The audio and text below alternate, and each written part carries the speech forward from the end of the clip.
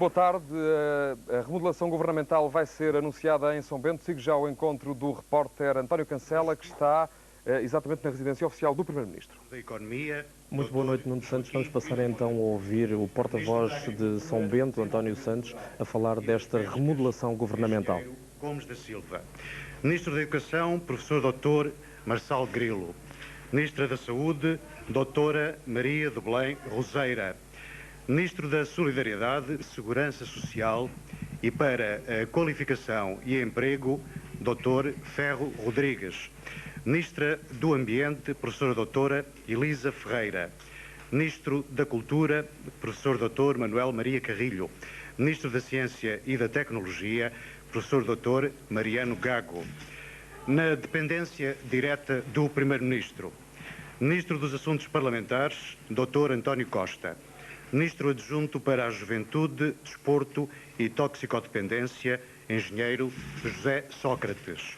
Secretário de Estado da Presidência do Conselho de Ministros, Dr. Vitalino Canas. Secretário de Estado Adjunto do Primeiro-Ministro, António José Seguro.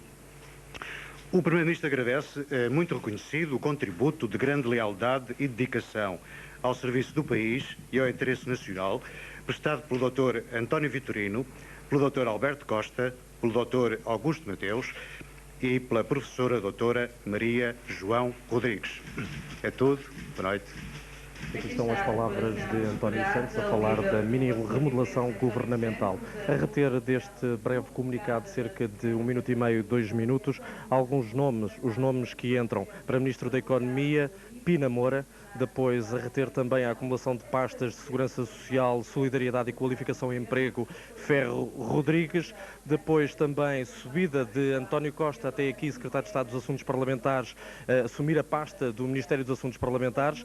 A criação de um novo Ministério, Ministro da Juventude, Desporto e Toxicodependência. Aqui o Governo a dar ênfase muito particular a uma pasta e a um tema neste final de século que o Governo tem tido muita atenção, a juventude. José Sócrates sai da Secretaria de Estado do Ambiente para assumir este Ministério. Também mantém-se Vitalino Canas, Secretário de Estado da Presidência do Conselho de Ministros, na dependência direta do Primeiro-Ministro António Guterres.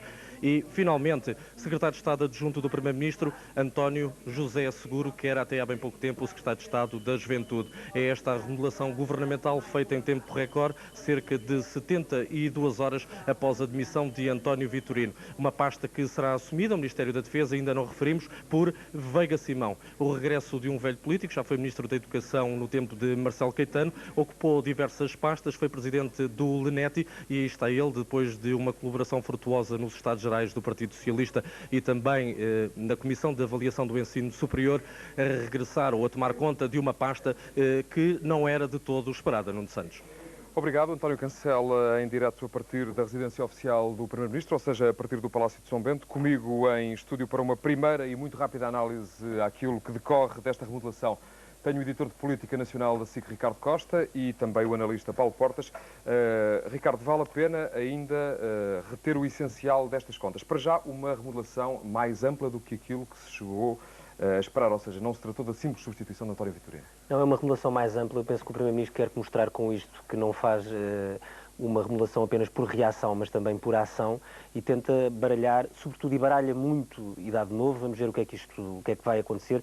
No Ministério da Presidência há aqui uma subida fulgurante de José Sócrates, que era Secretário de Estado do Ambiente, e pensava-se que poderia substituir Elisa Ferreira numa possível remodelação, mas ele é transferido, enfim, para o chapéu de chuva do Primeiro-Ministro, António Guterres. Eu recordo que ele é de Castelo Branco, é da mesma distrital, é uma espécie de delfim político de António Guterres já há uns bons 6, 7 anos, quase 10, e é aqui uma subida fulgurante a Ministra Adjunto. Há também a subida de António José Seguro, que tinha tido um cargo apagadíssimo, que vai para o lugar de Pina Moura, é um lugar extraordinariamente importante no Governo. A subida de António Costa, isto também ainda dentro de toda a reorganização do Ministério da Presidência, a assuntos parlamentares. A saída de Pina Moura de um lugar estratégico que trabalhava no mesmo edifício que o Primeiro-Ministro para o Ministério da Economia, onde vai substituir o seu pai espiritual da Faculdade de Economia, que era curiosamente Augusto Mateus. E Ferro Rodrigues, que é o ministro, enfim, por todos considerado mais eficaz deste governo, volta a abarcar as duas pastas, como era sempre antigamente nos governos anteriores, o Ministério do Emprego e o Ministério da Segurança Social. Depois aparece aqui, digamos, um OVNI, Veiga Simão, que eu ainda não consegui perceber como é que vai parar este governo. Vamos guardar o essencial da análise para as 8. De qualquer das maneiras, Paulo Portas, sem prejudicar os seus apontamentos, quais são os dados que salienta daquilo que acabamos de Salientava, boa noite, salientava em primeiro lugar que é uma remodelação tipicamente feita sob pressão. Ou seja, normalmente, a meio de um mandato, um Primeiro-Ministro remodela o seu governo para dar uma nova esperança à sua maioria. Esta remodelação foi feita por circunstâncias que o Primeiro-Ministro não controlou e, manifestamente, com o pessoal político que estava à disposição. Em segundo lugar, parece-me uma vitória do PS sobre os independentes. Saem 2 independentes, Augusto Mateus e Maria João Rodrigues. Independentemente dos méritos relativos de cada qual, há um triunfo ou um reforço do aparelho do Partido Socialista. Terceiro ponto, para ser breve. É uma remodelação com mais eficácia do ponto de vista do PS do que do país.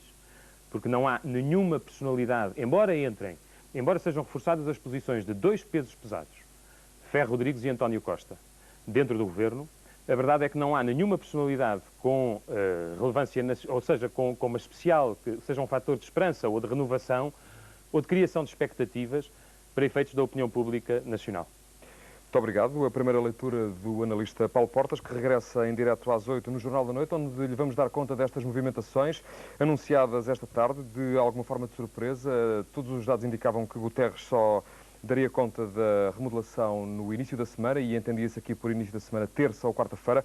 Posso que Guterres vai encontrar-se amanhã ao meio-dia com Jorge Sampaio, mas já esta tarde falou por telefone com o Presidente da República. Boa noite, até já.